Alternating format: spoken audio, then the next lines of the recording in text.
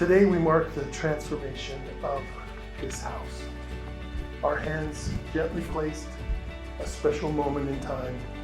Walls have come down. A small house, to be sure, feels big, inviting.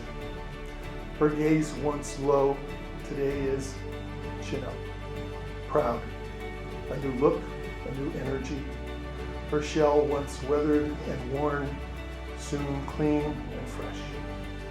Her bones strong, getting stronger.